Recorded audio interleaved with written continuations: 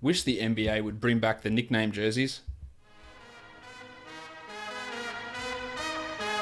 You are Locked On Fantasy Basketball, your daily fantasy basketball podcast, part of the Locked On Podcast Network, your team every day.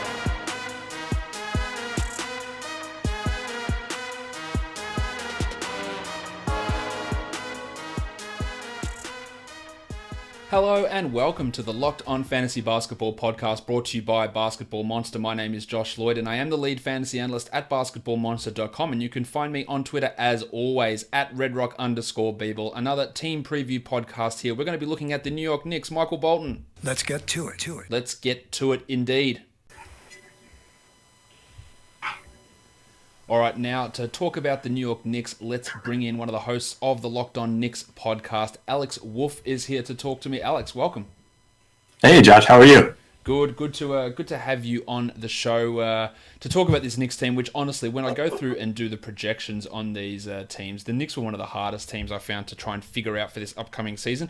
Just so many different options, and the way that they conducted free agency didn't make it any easier for me to try and work this out. The way I like to start these podcasts, though, we'll get into all that in a second, Alex, is by looking at any injury news. And the first one we're going to talk about is Reggie Bullock. Is he going to play at all this season? We saw his contract renegotiated because of a neck issue.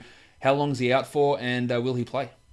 Yeah, based off reports, it seems like he might be out for the first month, maybe two of the season. It doesn't seem like it's going to be a season-long injury, but he's definitely like a draft and stash kind of guy if you're talking about fantasy, because he's not going to be playing for the first at least month of the season, from what it sounds like, possibly longer. Like the reports on the injury have been kind of nebulous, but I know he had to get a surgery done.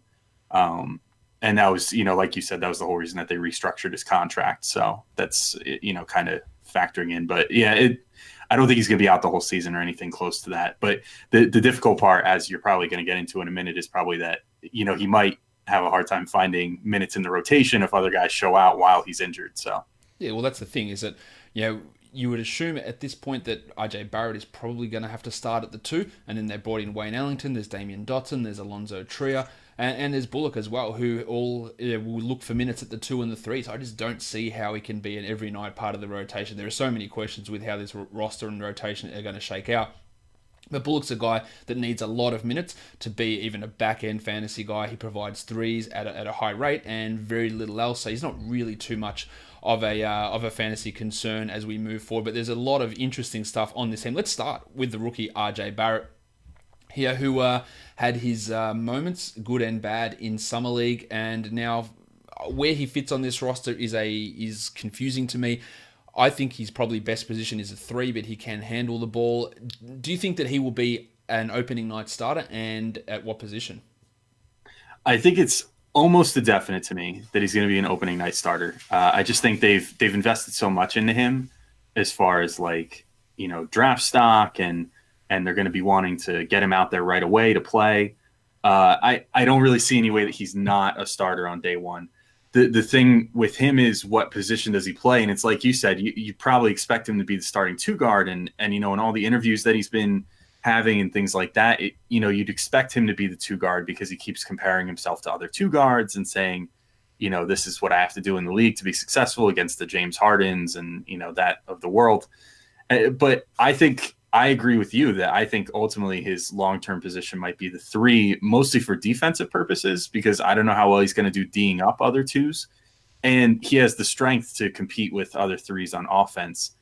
I guess we'll get into this probably in a minute, but, it would depend on how they decide to structure the lineup. If they want to do something like if Alonzo Trier really shows out during training camp and they want to put him starting at the 2, they might bench Kevin Knox and bring him off, as the first man off the bench at the 3 spot, and then start RJ at the 3.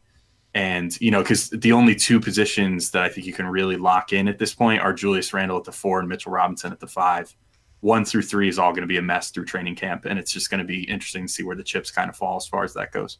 Barrett is being ranked aggressively high on ESPN at 58. I don't think there's any reason that you would want to go anywhere near him at that point, especially with this uncertainty. We don't know what the minutes are going to be like. He also has deficiencies in field goal percentage, 3-point percentage, free throw percentage, defensive stats as well. He can rebound the ball. He can get assists. But on this team that is filled with just a bunch of shoot-first players who are high-usage guys, I'm just not sure where Barrett's going to fit into that mix. Do you think he's a 30-plus minute a night guy? Yeah, I think I was actually going to say when you just said that they're maybe ranking him a little high, I would agree that, ranking him in the top 60 like that is maybe a little high. But I will say, like, if in fantasy, if you're not in a league that, like, really punishes field goal percentage and stuff like that, he's going to have a ton of opportunities to go out there and, like, score the ball and handle the ball and do all the things that, you want out of a high usage player. Because I think, like, now that the Knicks didn't hit their home run in free agency, they got Julius Randle, who I think will be really good, and I'm sure we'll touch on in a minute. But, they're going to give RJ every opportunity to succeed out there. They did the same thing with Kevin Knox last year. David Fizdale did. He ran Kevin Knox out there, almost like ran him into the ground at one point, because Knox was, I'm sure you saw at different points last year, keeping your pulse on the league. Not that the Knicks were like A1 priority last year, but Kevin Knox, for a large stretch of like January and February and mostly January and February, like really couldn't shoot for anything. And Fizdale was still trotting him out there for 30 plus minutes a night and handing him the ball in high leverage situations, having him, try to create for himself and stuff like that. So I think that Fizdale is going to want to challenge RJ as his top draft pick and try to start maximizing his potential right away. So I don't know necessarily if he's like guaranteed 30 minutes a game, but I would probably bet on him getting 30 minutes a game over the course of the whole season over him not getting 30 minutes a game over the whole season.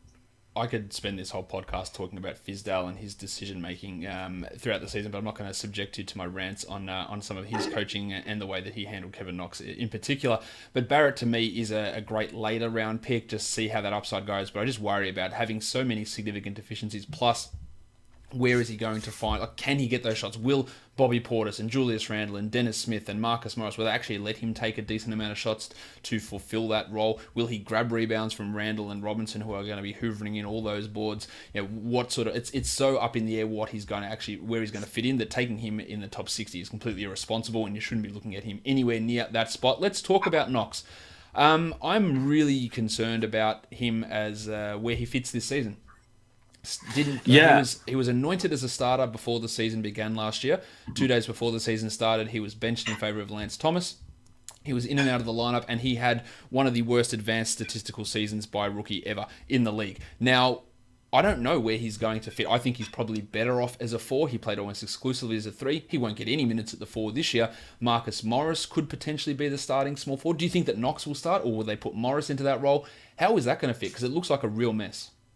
Yeah, that's, just another part of that huge, mess at the 1 through 3 spots where you don't really know who's going to win what position battle. I think you could argue that Marcus Morris and Kevin Knox are both better suited as 4s, but, obviously you've got Julius Randle entrenched there as your starter. So, that he's not going to move anywhere. And then, at the 5 spot, you have Mitchell Robinson. And so I don't know. I think it's going to be a camp battle. I would not be surprised if Kevin Knox started the season on the bench, because I feel like it's going to come down to this. David Fizdale is going to do what he did last year, which is he's going to say that everything is like his number one phrase that, among the Knicks community, we sort of mocked last year, some of us, is you keep what you kill, right? So they're going to come into training camp and Fizdale is going to bring this same reality. And whether that works or not, I guess we'll see. It's going to give Kevin Knox a chance to start if he comes in and he really plays well. I will say, I think he showed some strides during Summer League as far as consistency goes with his jump shot, and his 3-pointer especially was really wet during Summer League. So that was great to see. If he continues that and can kind of roll that into training camp into preseason, maybe he wins that starting job, because I think that they'll want to give him every chance to start and to get the most minutes, because they want to get the most out of these young players more so than these veterans that they just signed. But if Knox is coming out and he's, a little lackadaisical on defense still like he was last year, if his shots aren't going down, if he's not looking like a net positive out there, I don't think Fizdale will hesitate to sit him in favor of Marcus Morris, if only to just make a point for a little bit, because he did that a number of times last year. I mean, to anyone who's not familiar with the Knicks, Lance Thomas played for the Knicks last year, and he's one of the most abysmal basketball players you'd ever want to see in your life, and at least at this point in his career.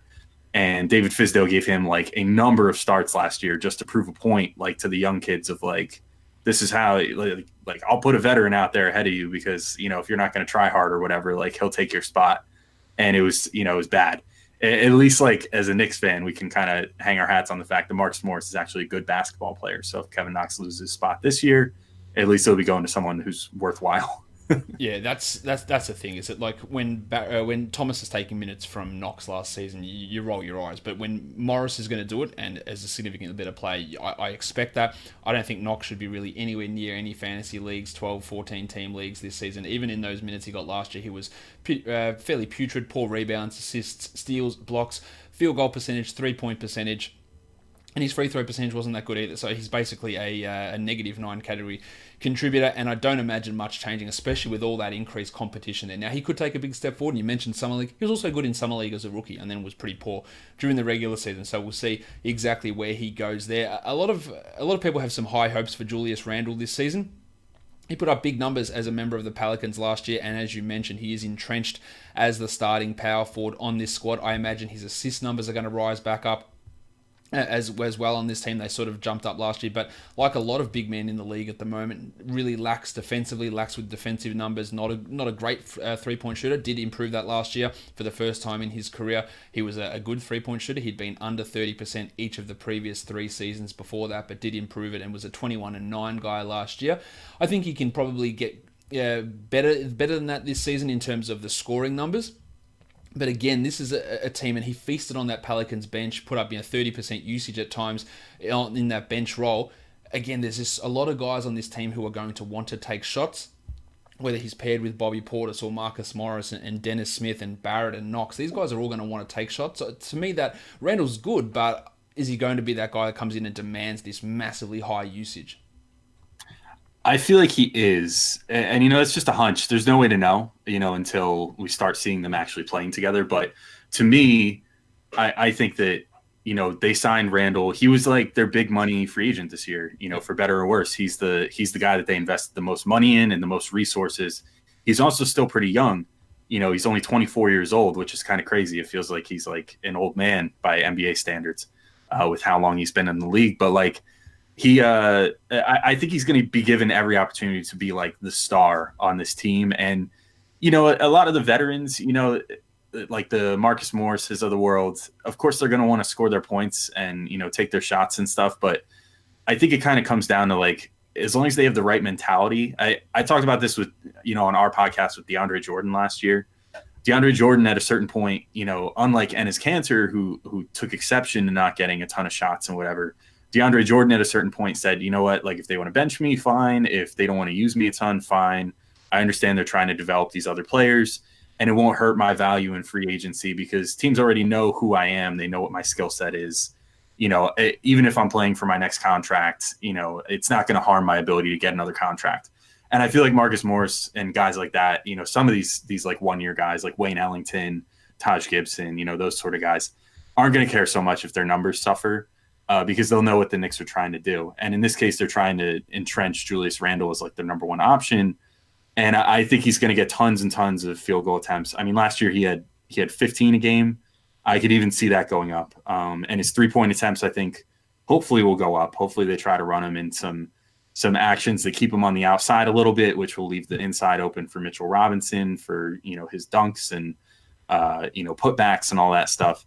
But I guess time will tell. But like, if I was a betting man, I'd say that I'd bet on a high chance that Julius Randle's going to be like the guy this year.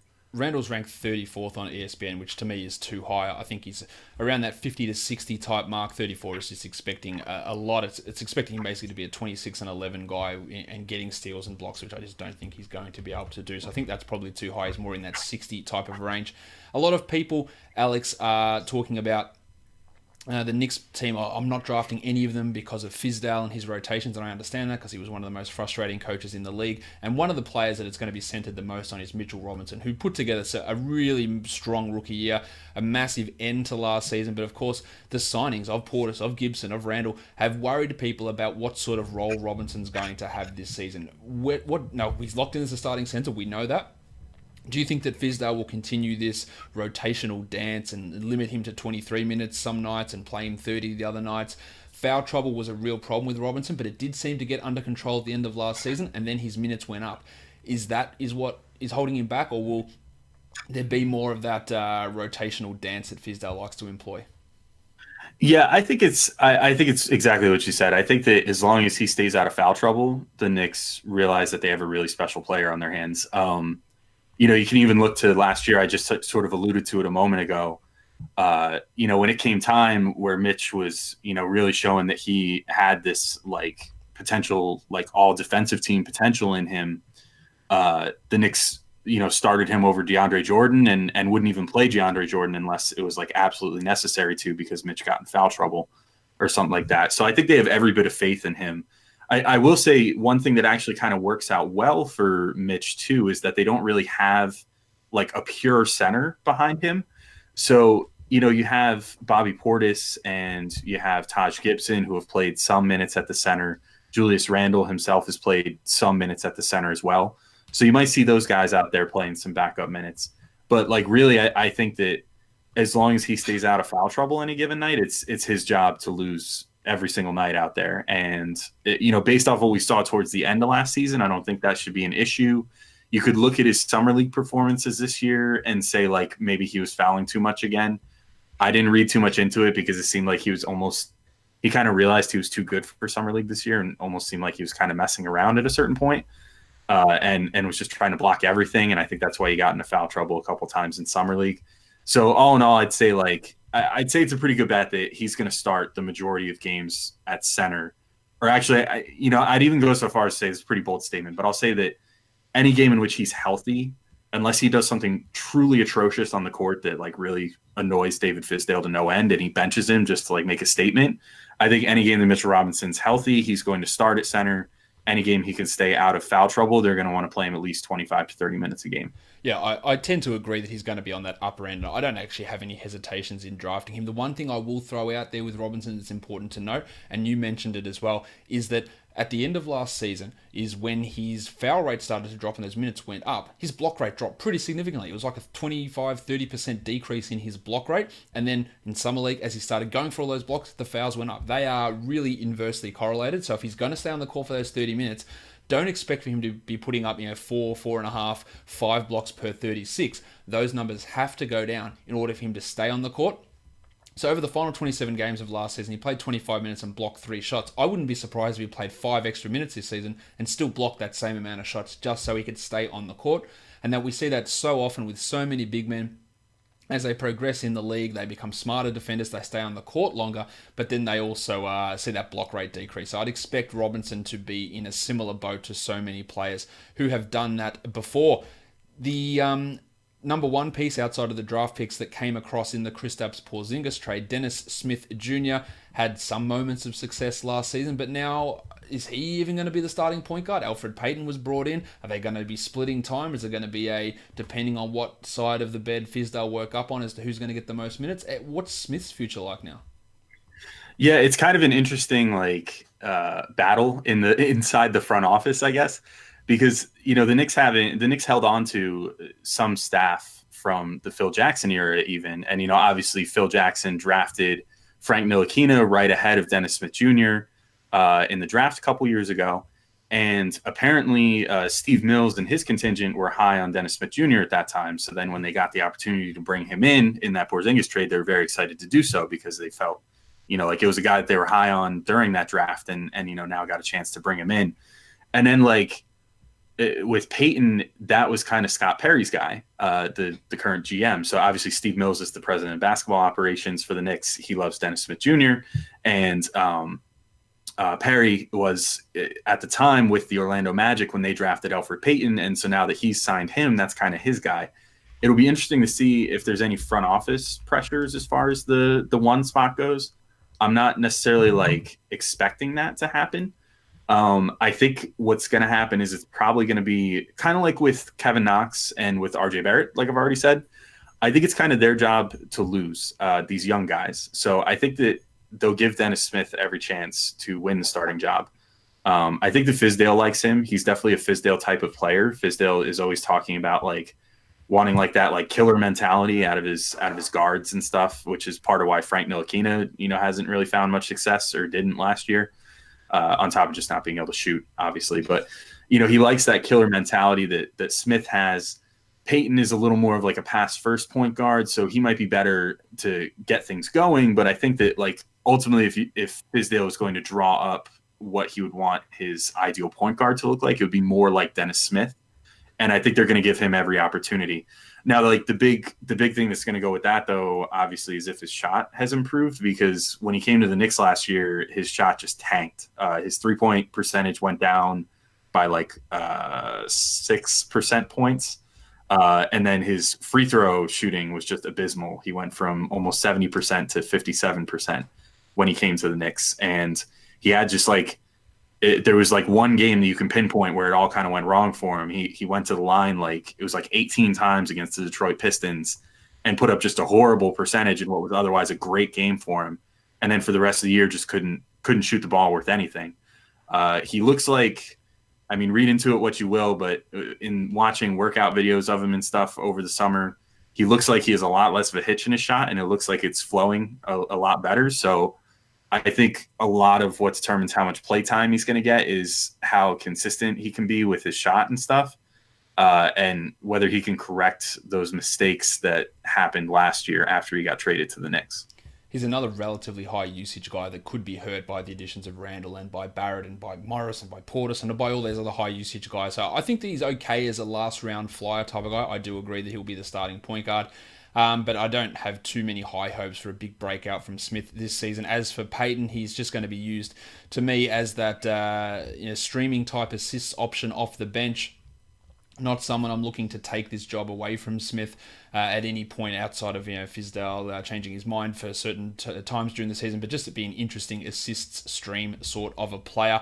That's really where I am with Payton, and you mentioned that he's not really the sort of guy that Fizdale is looking for, but he could end up being actually a better fit in that starting lineup. I just don't think that is the direction they're going to go. Marcus Morris, I think, has a chance to start at small forward, but as we've mentioned already, we both think he's better as a power forward. He needed quite a few minutes last season in Boston to be a fantasy relevant player. That was his best season of his career. I don't see him approaching that level of playing time. Do you? No, yeah, I'm just like 28 minutes a game. I don't necessarily know that he's going to get that much here. It's difficult to say though, because I think a lot of how things are going to shake down as far as the veterans versus the young players and playing time goes is how competitive the Knicks are from the jump. You know what I mean? If the Knicks can come out and they actually look like a somewhat decent team, they have a really, I don't know if you've seen the schedule for the Knicks, but their first like month and change is just really, really hellacious. Like they just have a really, really tough schedule to start the season against a lot of playoff teams, against a lot of teams in division. They play like over half of their in-division games in the first like month and change of the season. And obviously their division is, the defending NBA champions and, a title favorite and a team that, didn't really get that much worse. I mean, they have three really, really stacked teams in that division, plus the Nets, obviously, too, that, added Kyrie Irving, don't get Durant yet, but look like a playoff team as well.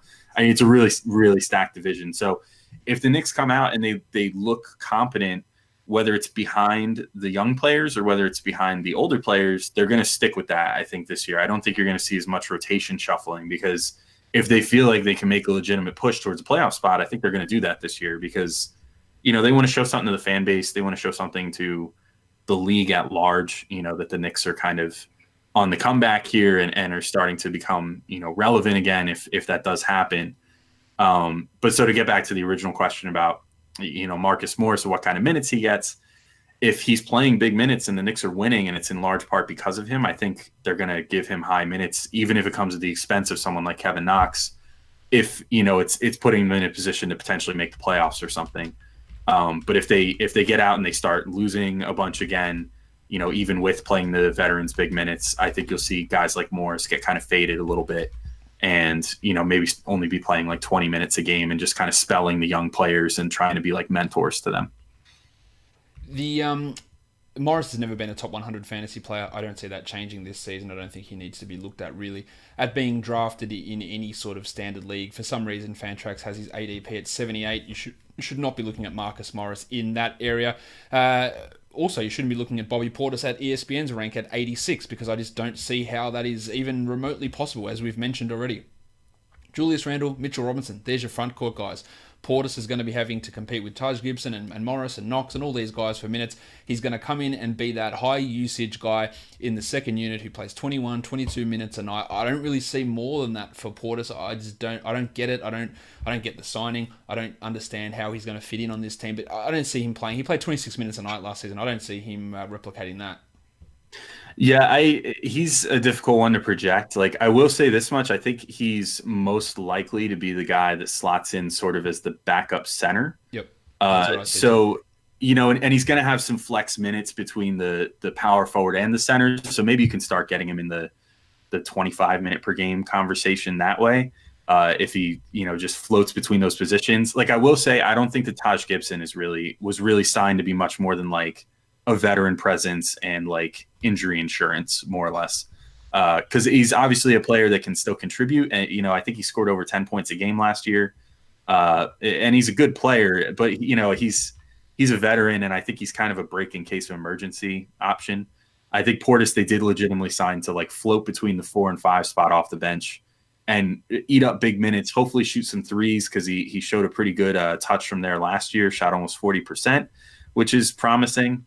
Between him and Randle's improving three-point shot, that you have two bigs on the Knicks that can shoot the three pretty well. But yeah, to your point, it's going to be difficult to project how many points or how many minutes he gets. I think high end would maybe be like 25 a game though, and it's going to be difficult to find that, because those 4 minutes, as you said, are going to be taken up by Randle especially. And then behind him, then it's going to be like, okay, how many minutes is Portis going to get at the 4, when you also probably want to play Knox and Morris at the 4 at times as well. So it's difficult to project, but I think you could probably see him in the 20, 25 minute. I think 25 would be tough for Portis to get to. I think he's in that low 20s mark, just because of all those other bodies there in that front court. A guy that did take some steps forward as a rookie last year, Alonzo Trier. I think he's probably going to be a little bit squeezed this season. He had some moments. He also had some issues with being a black hole and not putting up any defensive numbers. But in terms of fitting him into the rotation, do you think he's an every night part of the rotation, or will that go more to someone like Wayne Ellington? No, I think he's definitely going to be part of the rotation. I think Fizdale loves him. And honestly, I really like him too. I give him props. Like, to your point about him being kind of a black hole last year, that did happen a lot in the early stages of the season. But in the late stages, I mean, he got hurt for the last, 10, 15 games of the season. Didn't play to close out the year. But before he got hurt, he was actually showing some really good strides of playing off ball, of being like a spot up 3-point shooter, and he was shooting a great percentage from 3. I mean, he shot almost 40% as a rookie on 2 attempts a game. There's reporting out there that the Knicks, I think it was Mike Vorkunov on The Athletic, wrote a big story about a lot of the Knicks young players and what they're working on.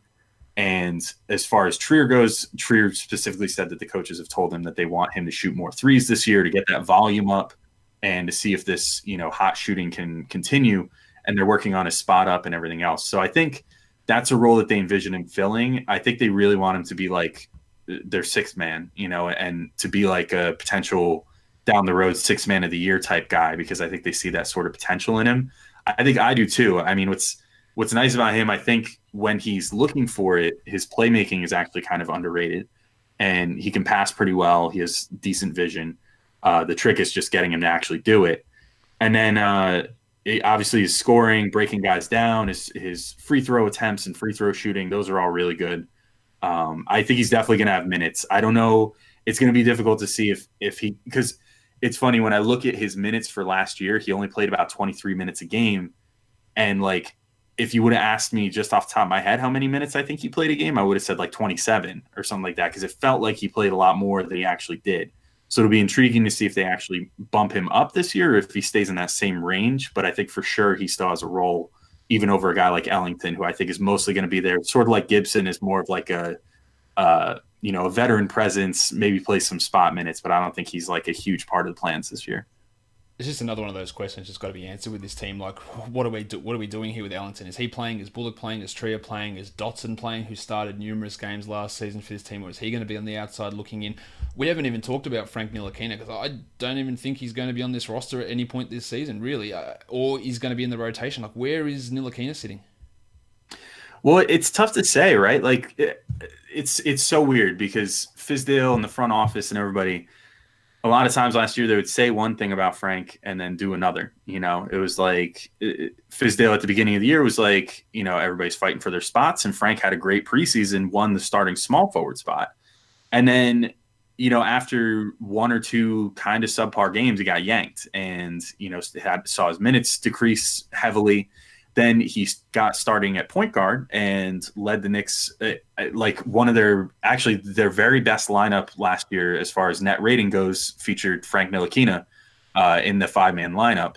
It was like Ntilikina, Dotson, Tim Hardaway, Noah Vonleh, and Mitchell Robinson. For a little stretch there, like they actually played really well. And Fizdale yanked them, after one bad half against Orlando, and then that was all she wrote for that. And then like Ntilikina,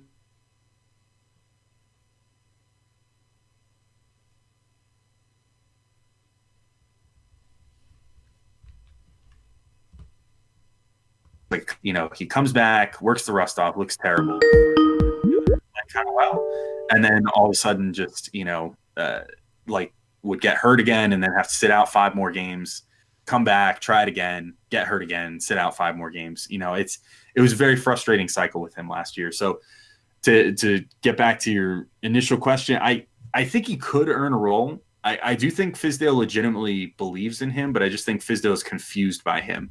I think that he wants him to be like this like killer, this like, attacking player. And that's just not who Frank is. I think Frank will take his shots if they come in the flow of the offense, but he's never looking to create for himself. He's only looking to create for others. And I think that just doesn't really jive with what Fizdale wants out of a guard. And so it kind of confuses him, but his defense is undeniable. And so from a fantasy perspective, Ntilikina is going to be useless this year. I'll tell you that much. Like, no, there's no doubt. Point blank, period. But from an actual basketball perspective, he may be able to find a role a la like Andre Robertson at some point in an ideal world.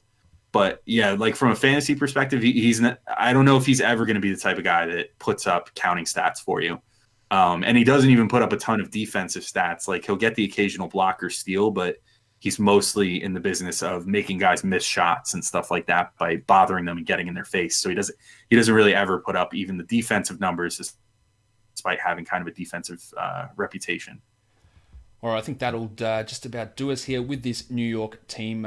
Just in terms of value, guys, I think Mitchell Robinson's ranked 106 on ESPN, which is ludicrous. He's a third-round sort of a player. And as I said, RJ Barrett at number 58, I think is ranked too high over on ESPN. Alex, thanks for jumping on and talking about this Knicks team here on Locked On Fantasy Basketball. Oh, of course. Thank you for having me. And, of course, you can check me out on Twitter at the Alex Wolfe. You check out my co-host, Gavin Shaw, at Gavin Shaw. And our account is at Locked On Knicks. And, of course, check out Locked On Knicks if you feel so inclined to hear about the Knicks coming into this season. Go check out Alex and Gavin, of course, over on Twitter, and me on Twitter at redrock_bball. Alex, thanks for jumping on. Yeah, of course. Thanks for having me. Make sure, of course, you are subscribing to this podcast, Apple Podcasts, Google Podcasts, Spotify, or on YouTube, and give a 5-star rating and review. Guys, we are done here. Thank you so much for listening, everyone. See ya.